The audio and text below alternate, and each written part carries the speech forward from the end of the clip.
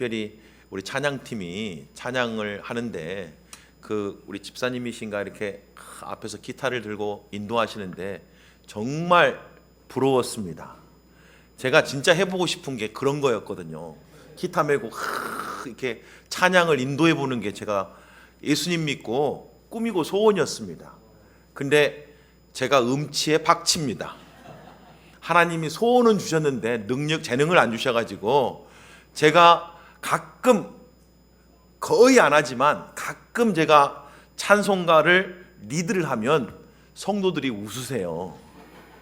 제가 혼자 들어갔다 나갔다 그러거든요. 그래가지고 제가 그래서 대놓고 제가 리드할 때는 여러분이 힘차게 찬송을 하셔야 됩니다, 이렇게 이야기를 했는데 제가 뒤에서 보는 그 찬양다의 모습이 얼마나 아름다웠는지 모르고 또 이렇게 와서 또 특송하시고 각 부서마다 소개하시고 또 비전을 나누시는 모습이 큰 도전이 되고 또 기대가 됩니다.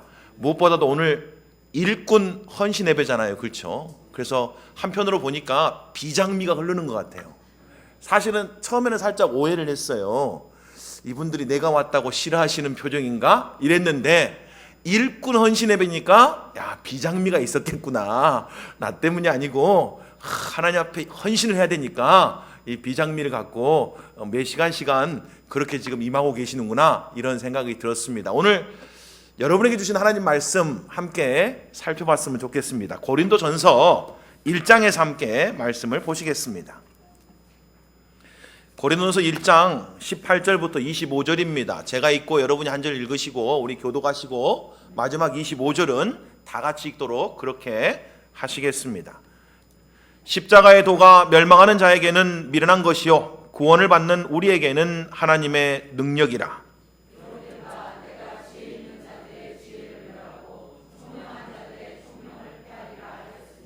지혜 있는 자가 어디 있느냐? 선비가 어디 있느냐? 이 세대의 변론가가 어디 있느냐?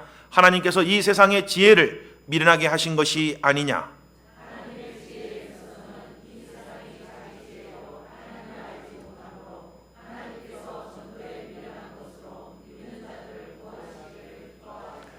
유대인은 헬라 표적을 구하고 헬라인은 지혜를 찾으나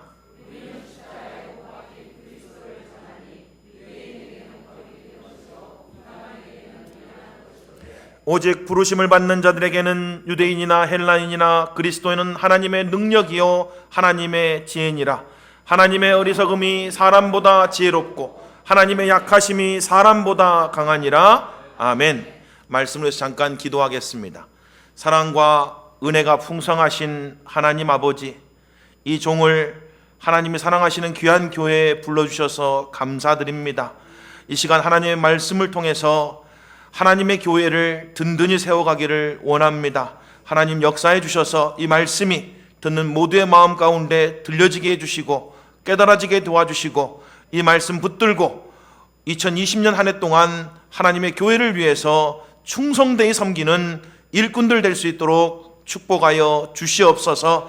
이 모든 걸 통해서 우리를 구원하신 주님이 영광과 존귀와 찬송을 받기를 간절히 구하올 때 우리 주 예수 그리스도 이름 받들어 기도드렸습니다. 아멘. 아멘. 오늘 본문의 제목이 하나님의 교회여 복음으로 더욱 새롭게 되라라는 게 본문의 제목입니다. 제가 일꾼 헌신 예배인데 복음 이야기를 여러분에게 하고 싶어요. 복음만이 우리를 날마다 새롭게 할 수 있습니다. 그리고 일꾼들이 날마다 새롭게 되지 않으면 일하는 게 도리어 나중에는 올무가 될 수가 있고 시험에 들 수가 있고 거치는 돌이 될 수가 있다라는 이야기죠. 일꾼들이 올 한 해 사람에게 헌신하지 말고 일에 헌신하지 말고 복음에 헌신하는 그런 한 해가 되시기를 주님의 이름으로 축복합니다. 여러분, 예수님 사랑하십니까? 네, 요때 좀 목소리가 크게 나와야 되는데 제가 여기에다가 목소리가 크게 나올 때까지 물어볼 거 적었거든요. 진짜로 여기 보시면 아멘이 크게 나올 때까지 물어볼 것. 여러분, 예수님 사랑하십니까?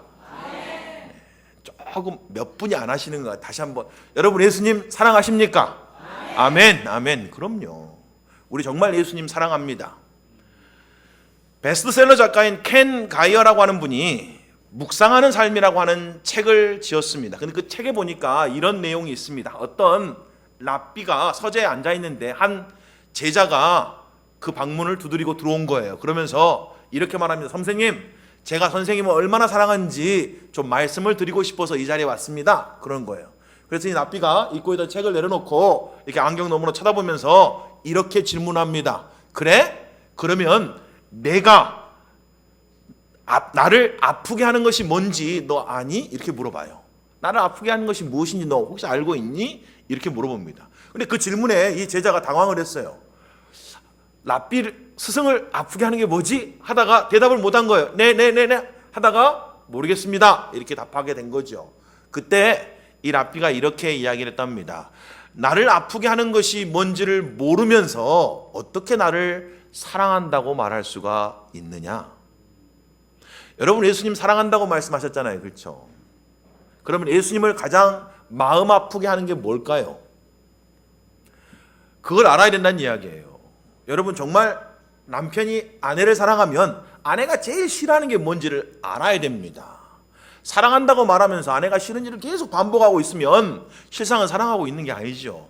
아내도 마찬가지겠죠. 남편을 사랑한다고 말하면서 남편이 싫어하고 원하지 않는 것들을 계속하고 있으면 말하고 행동이 틀린 거 아니겠어요? 그렇죠? 가장 싫어하는 것, 마음 아파하는 것이 뭔지를 알아야지 제대로 사랑할 수 있다는 이야기입니다. 그래서 우리가 때때로 사랑을 한다고 해놓고도 상대방 입장에서는 당신이 나를 사랑한 게 아니야! 이런 반응이 나올 때가 있어요. 왜 그래요? 상대방이 사실 뭐가 좋아하고 뭐가 싫어하는지를 우리가 좀 지혜롭게 접근하고 있지 않기 때문이라는 이야기죠. 자, 우리가 예수님을 사랑한다고 말했는데 예수님이 정말 싫어하는 게 뭘까요? 뭐겠어요, 여러분? 복음에 합당하지 않는 삶을 사는 것을 예수님이 가장 마음 아파하십니다. 예수님이 우리에게 복음을 주시기 위해서 이 땅에 오셨잖아요. 그렇죠? 근데 우리가 이 복음을 받고 복음에 합당하지 못한 삶을 살게 되면 그때 예수님이 가장 가슴 아파하신다라는 이야기예요. 그러니 우리의 삶에 복음에 합당한 삶을 살아야 되는 게 정말 그리스도인으로서는 중요하구나. 내가 일꾼으로서 복음에 합당하게 이 일을 감당해야 되는 게 정말 중요한구나. 이걸 우리가 알아야 된다는 이야기죠. 일을 하는 것도 중요하지만 그 일이 복음에 합당한 일이 돼야 된다는 이야기입니다. 제가 미국에서 사역을 해다 보니까 정말 열심히 있는 여성교회 회원이 한 분 계셨어요. 정말 무슨 일만 있으면 항상 오셔서 열심히 일하시고 또 후원할 일 있으면 정말 통 크게 후원하시는 그런 분이었는데 꼭 일이 끝나고 나면 그분 때문에 여러분이 상처를 받으시는 것을 목격했습니다. 그런 열심, 그런 마음 너무 좋잖아요. 그렇죠? 근데 그 모든 과정 가운데서 우리가 복음에 합당하게 말과 행동과 또 자세와 태도를 취할 줄 알아야 된다라는 이야기입니다. 여러분, 복음이 뭐죠? 복음이 뭡니까? 하늘 보좌를 버리시고 이 땅 가운데 내려오신 예수님의 이야기잖아요. 복음은 그래서 낮아짐입니다. 복음은 뭐예요? 나보다 남을 낮게 여기는 거죠. 복음은 뭡니까? 내가 희생해서 다른 사람을 세워주는 게 복음입니다. 복음에 합당하게 한다는 것은 바로 제가 방금 말씀드리는 그런 삶들을 내가 살려고 실천하려고 그걸 붙들고 살아가려고 한다는 이야기인 거죠. 가정에서 부부가 복음에 합당하게 산다는 것은 똑같은 이야기죠. 내가 먼저 낮아져서 내가 먼저 섬기려고 하는 거죠. 예수님처럼 내가 먼저 그 발을 닦아주겠다고 하는 마음, 나보다 배우자를 먼저 챙기주고 하는 마음, 유익을 주고자 하는 마음, 그게 복음대로 산다는 말의 의미라 이런 이야기예요. 단순히 우리가 교회에 왔다 갔다 한다는 게 아니고 단순히 우리가 성경책 끼고 다닌다는 거 아니고 우리가 성경 암송하고 성경 일독하고 이 정도의 수준이 아니고 우리가 복음대로 산다는 말은 그렇게 예수님을 쫓아서 살아간다는 것을 의미하고 있다라는 이야기죠. 그리고 예수님은 사실 우리가 죄악 가운데 살고 있던 그런 삶에서 우리를 빛의 자녀로 하나님의 나라로 이끄시면서 다시는 더러운 삶, 죄악된 삶을 버리고 이제는 예수님 안에서 예수님 같은 삶을 살도록 하시기 위해서 이 땅에 오셔서 우리를 위해서 죽으시고 부활하셨다라는 이야기입니다.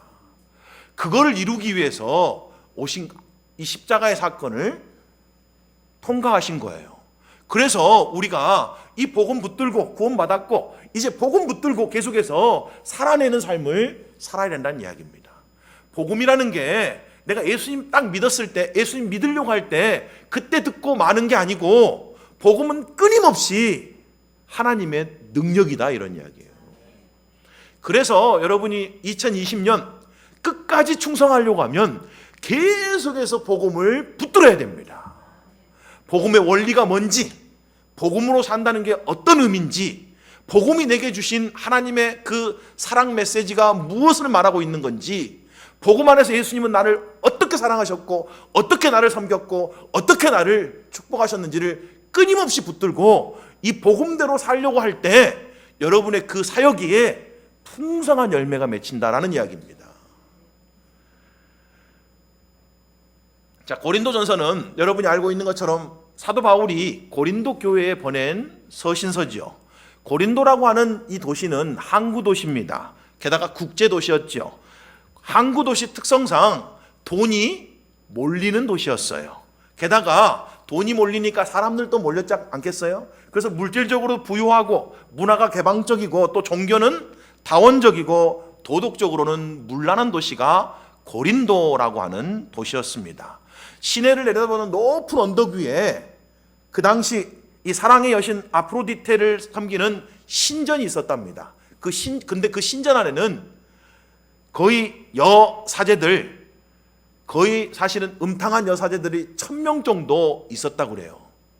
그렇게 그 여신을 섬기는 그런 음란한 행위들이, 그런 문화들이 성행했던 곳이 고린도라고 하는 도시입니다. 오직 음란하고 방탕한 사람들이었으면 로마 사람들이 고린티안이라고 말하면 고린도 사람이라는 뜻인데 실상은 음란한 사람들이라는 표현으로 쓰였다고 합니다. 그런데 그런 도시에 복음이 들어왔어요. 그리고 그 복음을 듣고 믿어서 구원받는 사람들이 생겼습니다. 그렇게 시작한 게 고린도 교회인 거죠. 게다가 이 고린도 교회가 하나님의 은혜 가운데 성장하기 시작해요. 많은 사람들이 복음을 듣고 교회 안에 들어오게 됩니다. 게다가 하나님이 이 고린도 교회를 크게 축복하셨어요. 고린도전서 1장 7절에 보면 이런 말씀이 있습니다. 너희가 모든 은사에 부족함이 없다. 하나님이 얼마나 이 교회를 축복하셨으면 모든 은사에 부족함이 없도록 하나님이 부어주신 교회다라는 이야기입니다. 그러니까 많은 것을 받은 교회인 거죠. 축복받는 교회다라는 이야기입니다. 그런 교회였습니다. 게다가 이 교회에 바울도 베드로도 아폴로도 뛰어난 하나님의 사람들이 와서 목회를 했던 교회입니다. 그러니 목사님도 대단하시지, 하나님의 주신 은사도 풍성하지, 하나님이 넘치게 축복하고 계시지, 얼마나 대단한 교회냐, 이런 이야기예요. 그런데 놀라운 사실은 바울이 이 교회를 떠나고 나서 얼마 후에 이 교회가 변질되기 시작합니다. 바뀌기 시작했다는 이야기예요. 모든 조건을 다 갖추고 있었는데도 불구하고 이들이 변질되기 시작합니다. 어떻게 해요? 여러분, 고린도는 돈이 넘치는 도시라고 제가 말씀드렸습니다. 사람들이 돈을 쫓아 고린도로 왔다라고 말씀을 드렸어요. 그래서 도시 전체가 성공지향적이고 물질적이고 음란한 문화를 추구하는 그런 성향이 강했습니다. 마치 꼭 이 고린도를 보면 마치 지금 우리가 살고 있는 서울 같은 그런 분위기를 풍기는 그런 도시라는 것을 우리가 알 수가 있는 거죠. 사람들이 물질적인 것을 쫓아가고 성공지향적인 삶을 살아가려고 하는 성향이 강했다라는 이야기예요. 어느 순간 고린도 교회 성도들이 예수 그리스도 안에 들어왔는데 어느 순간 이들도 옛 삶으로, 옛 습관으로 돌아가기 시작했다라는 이야기예요. 여러분, 변질됐다, 타락했다는 말은 다른 뜻이 아니고 우리가 옛 삶으로 돌아갔다라는 말이잖아요. 그렇죠? 옛 삶으로 돌아갔다라는 이야기입니다. 그들도 성공지향적이고 물질을 쫓는 도시의 분위기에 휩쓸려서 어느 순간 성공주의적 복음, 효율적인 복음, 기복신앙, 이런 것들을 쫓아가기 시작했다는 이야기죠. 그러다 보니 하나님의 교회가 선한 영향력을 끼쳐야 되는데 도리어 세상에 영향을 받는 그런 일들이 있게 됐다는 이야기입니다. 여러분이 고린도 전서를 자세히 보면 이 사람들이 어떤 삶을 살았는지 아십니까? 주일날 예배하러 모이고 난 뒤에 식사를 하잖아요. 그러면 우리가 식사를 할 때 어떻게 해야 돼요? 서로 정말 성도의 교제를 나누는 식사를 해야 되는데 이들은 끼리끼리 모였습니다. 끼리끼리 모였다고 해요. 자기들이 좋아하는 사람들이 끼리끼리 모여서 먹기를 시작했고, 또 교회 안에 가난한 사람, 연약한 사람을 돌보지 않았어요. 그들이 식사를 하는지 아는지 챙기지를 않았다는 이야기입니다. 게다가 도덕적으로나 윤리적으로나 많은 방종이 있었습니다. 그럼에도 불구하고 교회가 징계를 하지 않았습니다. 방종하고 음란이 있었음에도 불구하고 사람들이 감쌌어요. 에이, 사랑이 최고지. 에이, 교회가 그러면 돼요? 사랑으로 다 덮어야죠. 이러면서 하나님의 교회를 깨끗하게 하려는 마음을 갖지 못했다, 이런 이야기예요. 또 어떤 사람들은 동료 그리스도인을 법정으로 끌고 가기도 했고, 또 어떤 사람은 양심이 어리고 연약한 그리스도인들을 배려하지 못하고 자기의 권리, 자기의 자유를 마음껏 누리는 그런 삶을 살았습니다. 내가 할 수 있으면 됐지, 뭐 저 사람이 그걸 하든지 못하든지는 나하고 상관없는 거 아니에요? 나만 할 수 있으면 되는 거 아니에요? 이러면서 자기의 자유와 권리를 마음껏 그냥 내세우면서 자기들이 옳다라고 했다는 이야기죠. 게다가 더 나아가서는 이들이 분당을 짓고 서로 자신들이 으뜸이라고 그렇게 자랑을 했고, 심지어는 하나님의 종인 사울의 권위를 무시하고 하나님의 사자인 목사의 권위를 무시하고 순종하지 않는 일까지 벌어지는 그런 일들을 했습니다. 이들에게는 겸손이나 배려나 사랑, 이런 것들이 사라지고 말았죠. 여전히 모든 은사에 부족함이 없는 교회입니다. 겉으로는 정말 대단한 교회인 거예요. 근데 속으로는 복음의 능력이 사라져가기 시작했습니다. 그게 고린도 교회의 문제였다는 이야기예요. 복음의 능력을 잃어버려 갔다라는 이야기입니다. 그렇다고 오해하지 마십시오. 고린도 교회 성도들이 복음이 뭡니까? 물어보면 몰랐을까요? 아니요. 복음이 뭔지를 머리로는 기똥차게 알았습니다. 아, 예수님이 우리를 위해서 이 땅에 오시고 우리의 죄를 위해서 십자가에 죽으시고 3일 만에 부활하신 사건 아닙니까? 그거 누구든지 믿으면 구원받는 거, 그거 복음 아니에요? 머리로는 기똥차게 알고 있었지만 그 복음이 마음과 생각을 지배하지는 못했다, 이런 이야기입니다. 처음에는 그들이 정말 뜨거운 마음으로 신앙생활을 했을 거예요. 정말 어떤 어려움도 이겨내고자 하는 그런 결단 가운데 복음 안에 들어왔을 거다, 이런 이야기죠. 그런데 어느 순간 그들 안에서 복음이 희석되고 변질되기 시작하자 세상 사람들과 똑같은 모습으로 살아가게 되어버렸다는 이야기입니다. 뭘 놓친 거예요? 복음 놓친 겁니다, 여러분. 복음 놓친 거예요. 복음을 머리로 하는 복음 말고 정말 우리를 가슴 뛰게 하는 그 복음 있잖아요. 여러분 한번 생각해 보십시오. 제가 대학교 1학년 때 예수님을 처음 만났는데 저는 그 전까지 교회 근처도 안 갔습니다. 교회 가는 사람 못 가게 했어요. 야, 뭔 교회를 가냐, 세상에. 네 힘으로 살고 네가 열심히 사는 게 중요한 거지. 아유, 그렇게 연약하게 빠져가지고 말이야, 무슨 교회를 가? 이랬던 사람입니다. 근데 제가 대학교 1학년 때 제 룸메이트를 통해서 처음으로 복음을 들었어요. 교회를 안 가봤으니까 복음을 들을 기회도 없었고 복음을 저에게 전해준 사람도 없었는데 제가 처음으로 들었는데, 제가 그 친구의 복음 이야기를 쭉 듣다가 정말 제 뒤통수를 꽝 치는 이야기가 있었어요. 제가 죄인이라는 거예요. 근데 죄인이라는 것은 그렇게 부인할 만하지 않더라고요. 그렇지, 내가 살아왔던 게 뭐 썩 그렇게 의롭다고 말할 수는 없지. 그래도 뭐 거짓말도 하고 뭐 이거 뭐 그런 거 하는 거 보면 다 죄인이라고 말할 수 있겠지. 그런 게 다 죄인이라 그러면, 그런 범주에 든다 그러면 그럼 내가 죄인이라는 건 맞는 말이지. 그런데 그게 충격적인 게 제가 죄인이었다는 게 충격적인 게 아니고 그거야 뭐 그럴 수 있는 충분한 그런 이야기였는데 그 다음 이야기가 너무 충격적이었어요. 죄인인 나 같은 자를 위해서 하나님이신 예수님이 나를 위해서 십자가에 죽으셨다는 거예요. 제가 장남의 장손입니다. 제가 정말 귀하게 컸거든요. 제가 친가나 저희 이 외가나 저를 정말 귀하게 그렇게 키워주셨습니다. 그래서 제가 웬만한 사랑을 받고 사랑이 뭔지를 정말 안다고 여겼어요. 근데 대체 하나님이신데 어떻게 나를 위해서 목숨을 내어버릴 수가 있지? 이 생각을 하는 순간 제가 그 자리에서 꼬꾸라졌어요. 제 마음에 이런 깨달음이 들었습니다. 야, 이런 분이라면 내 인생을 한번 맡겨도 후회하지 않겠구나. 야, 이런 분이면 내가 정말 믿고 따라갈 만 하겠구나. 이런 마음이 제가 들어서 제가 그 자리에서 무릎 꿇고 예수님을 나의 구원자와 주님으로 모시겠습니다 하고 모시고 지금까지 온 겁니다. 이게 복음이라고 하는 이야기인 거잖아요. 복음은 나를 위해서 자기의 생명도 내어줬다는 게 복음인 거잖아요. 여러분, 복음대로 산다는 말은 그런 이야기인 거죠. 남편이 아내를 위해서 복음대로 살려고 하면 어떻게 살아야 돼요? 자기의 생명을 내어줘야죠. 아내가 남편을 위해서 복음대로 살려고 하면 어떻게 살아야 되죠? 생명을 내어줘야 되는 거잖아요. 그게 복음대로 산다는 말인 거예요. 우리가 조금 잘해준다, 조금 착하게 해준다, 조금 좋은 일 해준다를 가지고 복음대로 산다고 말하면 절대 안 된다는 이야기예요. 근데 우리는 희한하게 조금 잘해주는 것, 조금 괜찮게 해주는 걸 가지고 복음대로 산다고 착각해요. 여러분, 예수님이 우리를 조금 잘해주려고 이 땅에 오신 거 아니잖아요. 그렇죠? 우리 예수님이 조금 잘해주고 그냥 하늘로 올라가셨나요? 그게 복음의 이야기가 아니지 않습니까? 그가 우리를 위해서 죽으셨다는 이야기가 복음의 이야기잖아요. 이게 십자가의 도다, 이런 이야기입니다. 그리고 이 십자가의 도만이 오늘 본문이 뭐라고 말해요? 하나님의 능력이요 지혜입니다 라고 이렇게 말한다는 이야기예요. 여러분, 우리 삶에 하나님의 능력이 임해야지 일을 감당할 수가 있습니다. 하나님의 능력이 임해야지 내게 주신 그 사역을 감당할 수가 있다, 이런 이야기예요. 그 능력이 없으면 우리가 아무리 결단하고 아무리 마음 먹어도 작심삼일이에요. 좀 해보다가 지칩니다. 그리고 좀 해보다가 어떤 마음이 드냐면 섭섭한 마음이 들어요.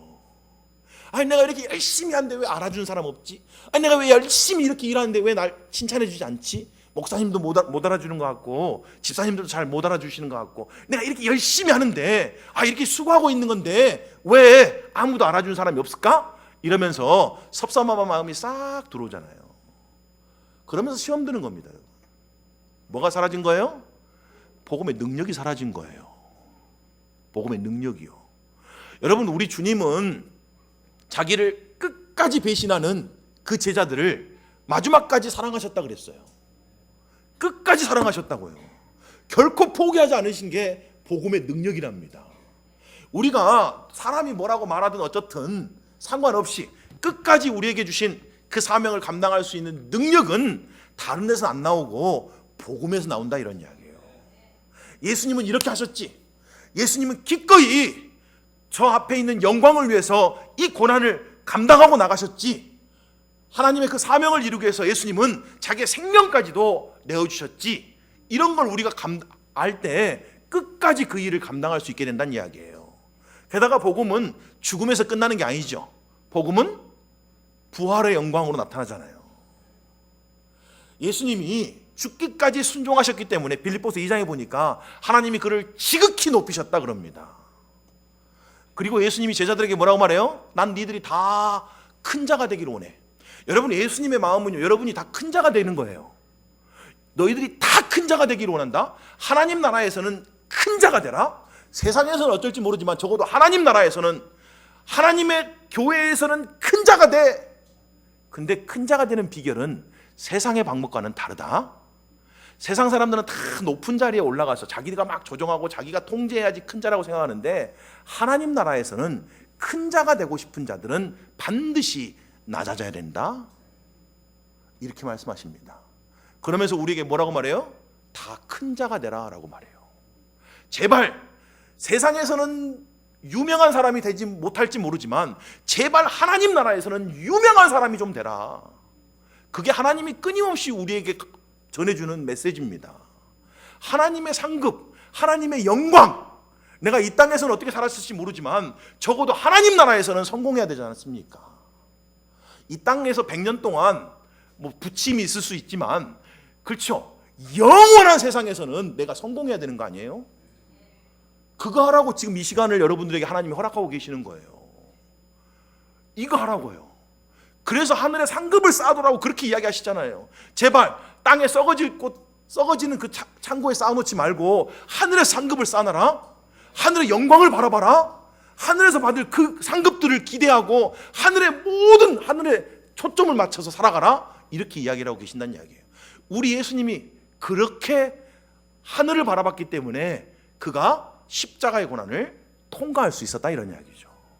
여러분이 뭐 일꾼들 많이 해보셨겠지만 뭐 또 여러 해 해왔던 거 또 한다고 하는 그런 마음이 있는 분도 계실 수 있겠지만 사실 교회에서 이런 특별한 시간을 갖는 것은 다른 이유 때문이 아니에요.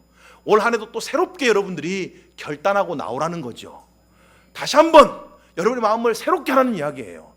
작년에 했더라도 다시 한번 그 사역에 헌신해라. 다시 한번 그 사역을 붙들어라. 이것이 나에게 하나님이 주신 사명이라는 걸 다시 붙들고 충성스럽게 올 한 해 동안 섬기겠다고 하는 결단 가운데 나와라 라는 의미에서 사실 헌신 예배를 교회가 하는 겁니다. 근데 이 헌신이 어디서 오냐? 복음 앞에 다시 한번 설 때 온다라고 하는 그런 이야기인 거예요. 여러분 본문 18절에 보니까 이런 말씀이 나옵니다. 십자가의 도가 멸망하는 자에게는 미련한 것이요 구원을 받는 우리에게는 하나님의 능력이라 라고 되어 있어요.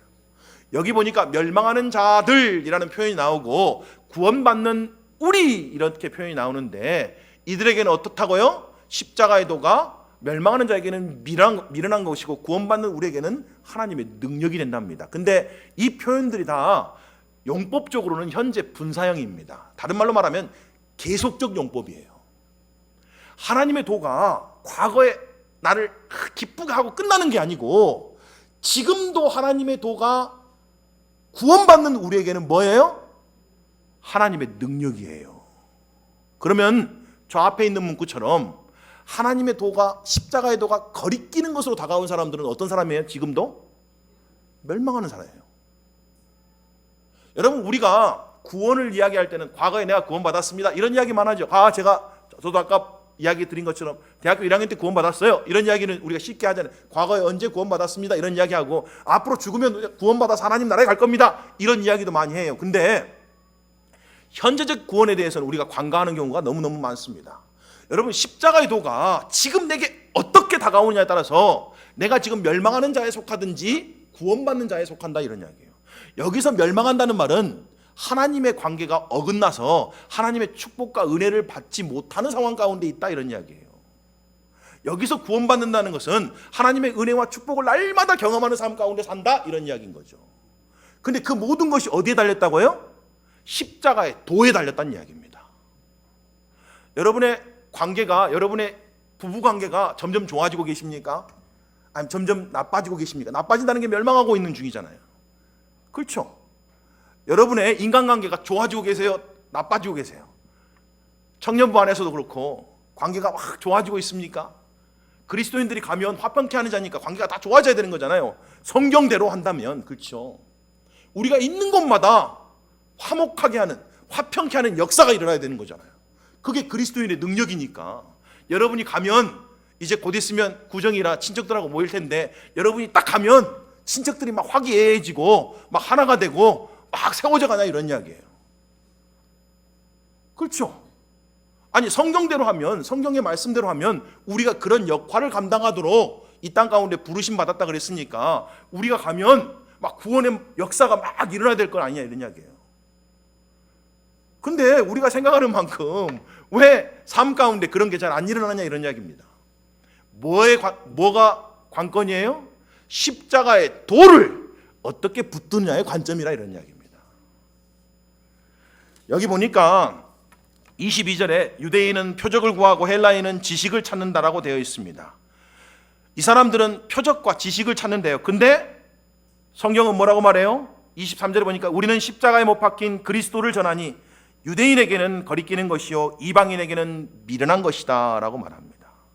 십자가에 못 박힌 그리스도, 이게 바로 십자가의 도입니다.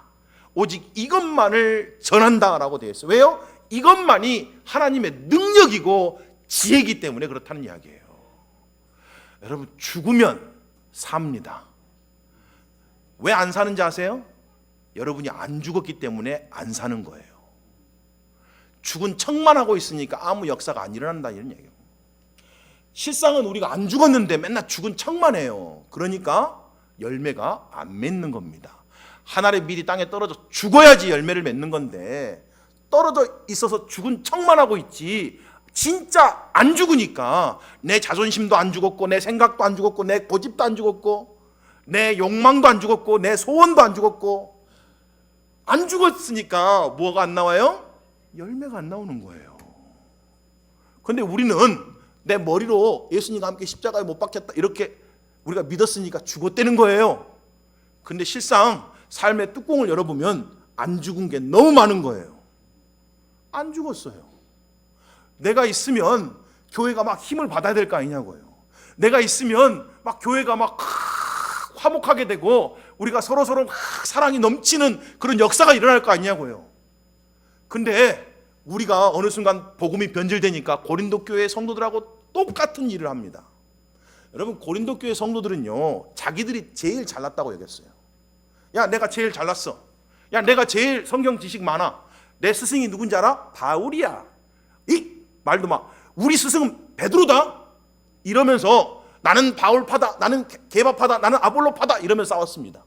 그러면서 자기들이 성경 지식 많이 갖고 있다고 자기들이 다 옳다는 거예요. 그러면서 상대방을 어떻게 해요? 무시하고 깔봤습니다.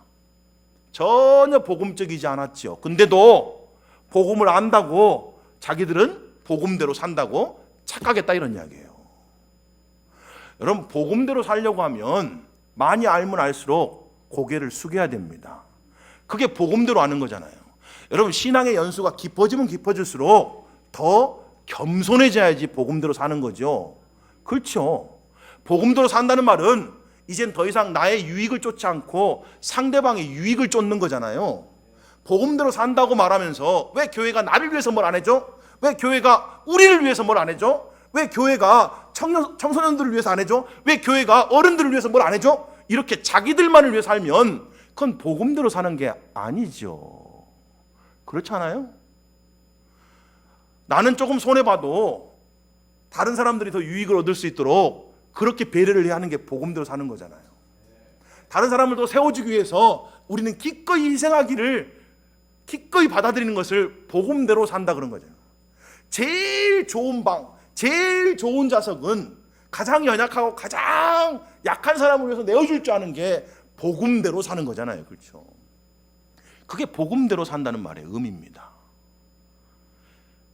복음만이 하나님의 능력이래요. 근데 헬라인은 어떻게 말해요? 꺼리끼리. 제발 십자가에서 네가 죽어야 된다는 말 하지 마세요. 제발 너가 죽어야 산다 이런 말 하지 마세요. 제발. 나도 좀 안 죽고 뭐 얻을 수 있으면 좋겠어요. 제발 왜 내가 죽어야 되냐고요. 제가 죽으면 안 돼요? 그래서 우리가 말씀드릴 때도 항상 그러잖아요. 남편과 아내 이야기하면 그래 내 남편이 죽어야 돼. 이런 생각을 하지 내가 죽어야 된다는 생각을 안 하잖아요. 그렇죠? 그래 저 형제가 죽어야 되는데 주여, 저 집사님이 죽어야 되는데 주여, 저 집사님이 안 죽어서 우리 교회가 이렇게 되는 겁니다. 늘 그러면서 자기는 죽을 생각하고 매번 다른 사람만 죽이잖아요. 우리가. 그래서 매번 그 사람만 죽여달라고 하나님 앞에 맨날 기도하지 않습니까? 그러니까 변화가 안 일어나는 거예요. 사실은요. 실상은 누가 죽어야 돼요? 내가 죽어야죠. 내가 죽어야 된다는 이야기예요. 교회에서도 제가 죽어야 되는 거지. 그렇죠? 가정에서도 제가 죽어야 살 거 아니냐고요. 아버지가 죽어야지 자식들이 삽니다. 그렇잖아요? 엄마가 죽어야지 자식들이 사는 거고, 뭐 마찬가지로 장성한 자녀들이면 자기들이 죽어야지 부모가 살겠죠. 누가 됐든지 하나님을 먼저 사랑한 사람이 뭐 해야 된다고요?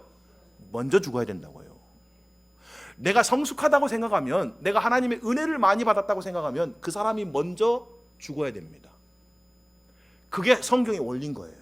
그리고 성경은 성숙하지 않고 미숙하고 지혜롭지 못한 사람들은 항상 안 죽습니다. 그 사람이 어떤 은사를 갖고 있든지, 여러분 착각하지 마십시오. 은사하고 성숙한 거하고는 아무런 관계가 없습니다. 여러분이 뭐 대단한 은사를 갖고 있어도 성경의 지식이 풍성한 은사를 갖고 있든지, 아니면 막 전도의 은사를 갖고 있든지, 아니면 막 안수하면 막 병자가 낫는 은사를 갖고 있든지, 대단한 은사를 갖고 있어도 그 은사 자체가 여러분의 신앙의 성숙하고는 아무런 관계가 없어요. 성숙은 예수님을 닮아서 인격이 빚어지는 게 성숙입니다. 겸손할 줄 아는 거 있잖아요. 희생할 줄 아는 것, 기꺼이 낮아줄 줄 아는 것, 몰라서가 아니고 다 알고 있음에도 불구하고 내가 손해 봐주는 거 있잖아요. 뭐 다 알고 있음에도 불구하고 내가 먼저 고개 숙여주는 거 있잖아요. 뻔히 제가 저 사람이 잘못했지만 내가 먼저 가서 화해를 청할 줄 아는 그런 마음이 있잖아요. 이런 것들이 성숙하다는 말이 의미인 거지. 내가 어떤 은사를 갖고 있고 뭐 대단한 재능을 갖고 있고 뭐 얼마만큼 축복을 받고 있고 이런 거하고는 성숙한 거하고는 아무 상관이 없다는 이야기예요. 고린도 교회는 모든 은사에 부족함이 없는 교회였습니다. 저희 교회도 그렇고 종암교회도 그렇고 하나님이 축복하셔서 은사에 부족함이 없는 교회가 되기를 원합니다. 그런데 더 원하는 건 뭐예요? 네, 복음으로 충만한 교회 되시기를 주님의 이름으로 축복합니다. 그래서 은사가 더욱 은사가 돼야 되죠. 아까 우리 찬송했잖아요.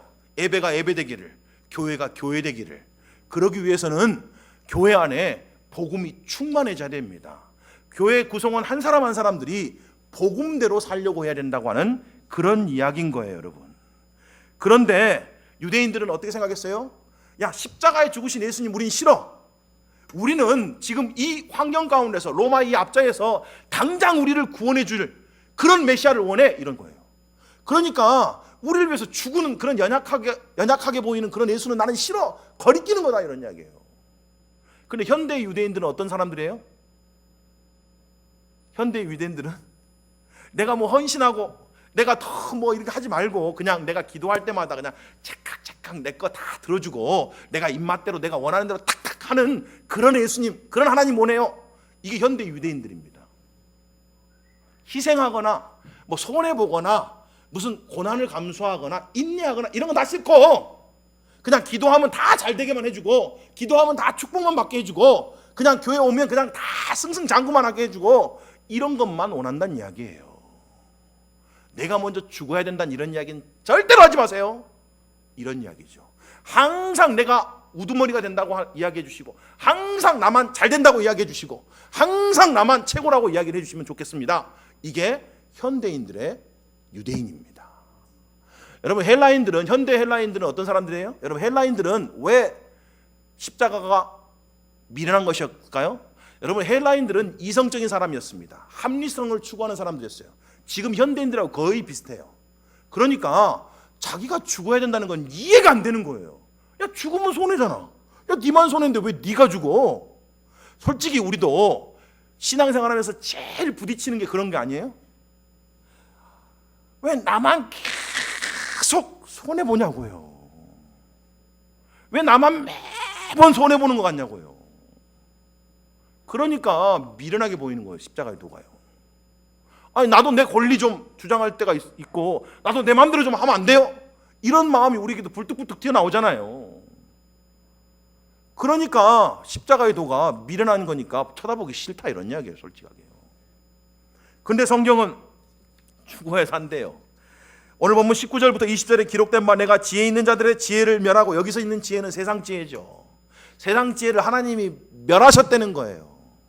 세상 지혜로는 사람들이 안 바뀐대요. 사람들이 변화를 가져올 수 없다라고 말해요. 총명한 자들의 총명을 폐하리라 하였으니 지혜 있는 자가 어디 있느냐, 선비가 어디 있느냐, 이 세대의 변론가가 어디 있느냐. 하나님께서 이 세상의 지혜를 미련하게 하신 것이 아니냐. 하나님이 세상의 지혜를 미련하게 하셨기 때문에 세상 지혜로는 안 된다, 이런 이야기예요. 세상 지혜를 아무리 끌어다가 여러분들이 부부관계를 좋게 해보려고 해봐야 안 된다고요, 실제적으로. 왜요? 서로 대장되려고 하는데 되겠어요, 여러분? 그렇잖아요? 관계에서도 마찬가지. 서로 대장되려고 하는데 어떻게 되냐고요. 한 사람은 반드시 낮아져야지 되는 건데 누가 뭐가 됐든지 서로 대장되려고 하는데 그게 되겠냐고, 여러분. 여러분, 대부분의 싸움의 이유가 뭔지 아세요? 뭐 이것저것 이야기하지만 실상은 내 뜻대로 하라, 이거예요. 여러분, 부부끼리도 싸우는 근본적인 이유는 그거예요. 자녀 교육 내 뜻대로 하고 싶다, 이거예요. 그거 아니에요, 솔직하게. 가정 운영, 가정을 어떻게 움직이는 것 내 뜻대로 하고 싶다는 거 아니에요. 그게 우리 마음의 깊은 동기입니다. 교회 안에서 왜 싸운지 아세요? 교회가 내 뜻대로 움직였으면 좋겠다는 이야기예요. 교회가 내가 원하는 방식대로 예배도 되고 찬양도 내가 원하는 것 좀 부르고 내가 좋아하는 것 좀 하고 이렇게 하기를 원하기 때문에 실상은 그거 고집 부리다가 싸우는 거잖아요. 왜 그거 안 해주냐, 이거예요.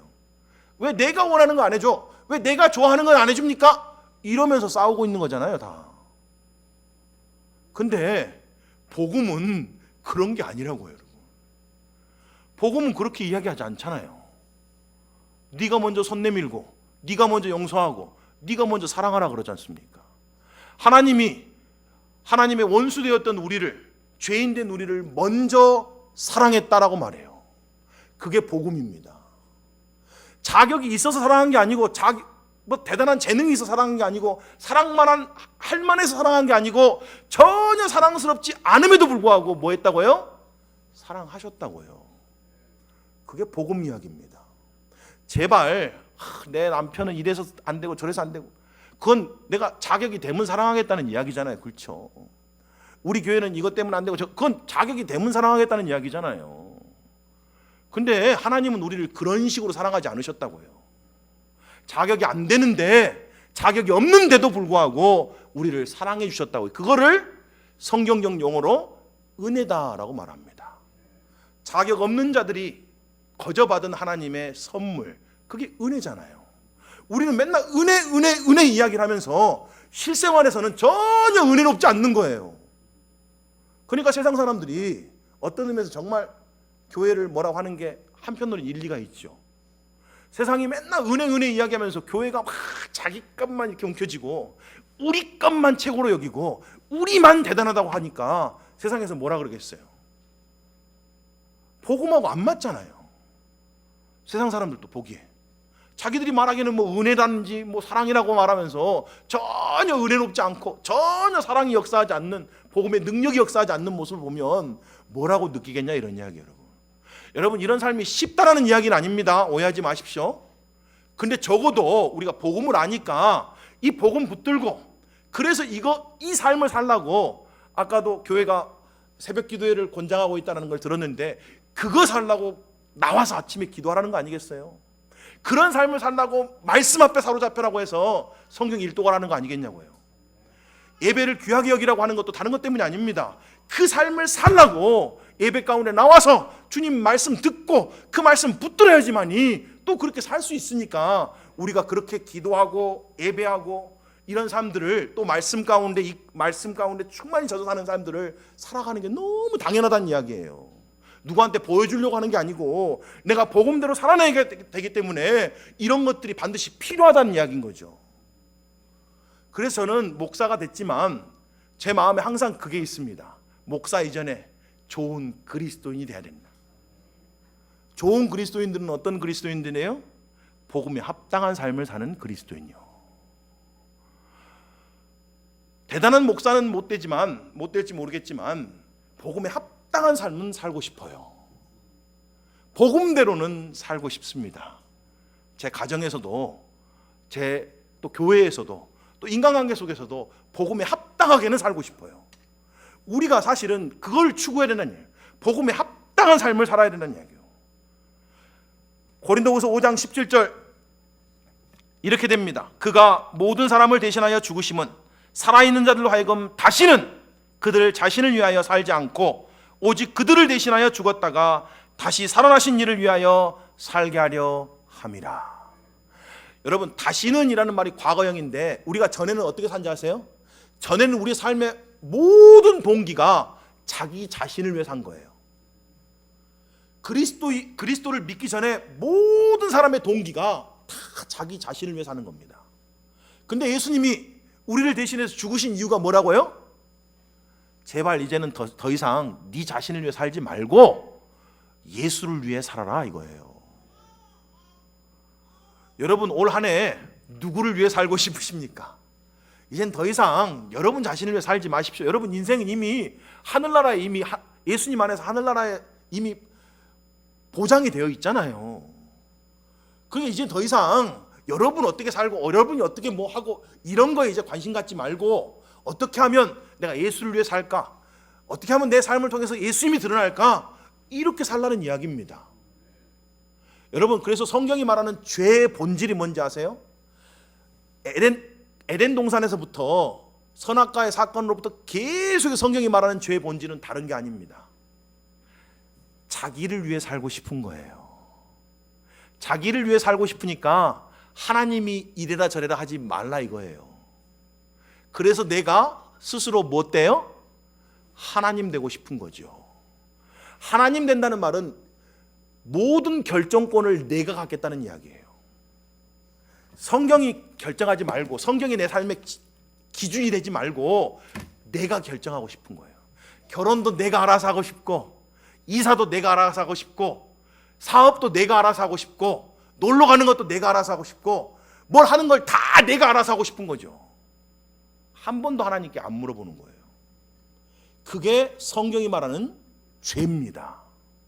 그 죄 때문에 아담과 하와가 멸망했고 우리도 멸망하는 거예요. 여러분, 그래서 우리가 죄를 벗어버리고 새로운 삶을 산다는 것은 이젠 더 이상 나를 위해 사는 게 아니고 우리 주님을 위해 사는 거니까 주님의 뜻을 날마다 구하는 삶을 사는 거죠. 주님, 내 가정에서 내가 어떻게 하기를 원합니까? 주님, 우리 교회 안에서 내가 어떻게 하기를 원하세요? 주님, 2020년 한 해 동안 나를 통해서 뭘 하기를 원하십니까? 주님이 나를 어떻게 쓰시기를 원하세요? 이렇게 날마다 구하고 주의 뜻을 분별하고 그 뜻을 순종해서 살아가는 것이 이제 믿음의 사람들이 걸어가는 여정이다, 이런 이야기입니다. 요한복음 12장 24절 조금 뒤에 넘어가 보면 이렇게 돼 있어요. 한 알의 밀이 땅에 떨어져 죽지 아니하면 한 알 그대로 있고 죽으면 많은 열매를 맺느니라. 여러분, 이 말씀이 진리인 것을 믿으십니까? 그럼요. 그러면 이대로 하십시오. 이러면 많은 열매를 맺습니다. 풍성한 삶을 산다고요. 죽지 않고 풍성한 삶을 살 수 있는 비결은 없습니다. 내가 죽으면 풍성한 삶이 주어집니다. 그게 복음의 원리예요. 이제까지 왜 내 삶 가운데 왜 하나님의 이 풍성한 삶이 잘 안 이루어질까? 왜 이렇게 막 기쁨과 감사가 넘치는 삶을 못 살까? 왜요? 여전히 내가 살아있으니까 그래요. 내가 죽으면 열매 맺습니다. 여러분이 먼저 죽으면 여러분이 진짜 원했던 것들 얻을 수가 있어요. 여러분이 먼저 죽으면 관계도 회복됩니다. 상황들이 바뀌기 시작해요. 여러분의 주변의 모든 것들이 바뀌어가기 시작합니다. 여러분이 먼저 죽으면 전에는 그렇게 싫었던 것들이 엄청난 은혜로 감사로 다가와요. 그러면서 내가 바뀌니까 세상이 바뀌게 보인다, 이런 이야기예요. 근데 우리의 문제는 뭐예요? 자기는 안 바뀌고 계속 기도할 때마다, 솔직히 우리는 기도할 때마다 내 옆에 있는 모든 사람이 다 바뀌기를 원하잖아요. 나만 빼고. 그렇죠? 우리 기도가 다 그거 아니에요? 내 남편이 바뀌었으면 좋겠고, 자식놈 그놈 빨리 바뀌었으면 좋겠는데 주여 바뀌게 해주십시오. 교회 저 집사, 저 자매 제발 좀 바뀌게 해주세요. 이 세상 이렇게 바뀌게 도와주시고 저렇게 바뀌게 도와주시고 이 땅이 빨리빨리 바뀌게 도와주세요. 온통 자기 빼고 다 바뀌었으면 좋겠다는 거예요.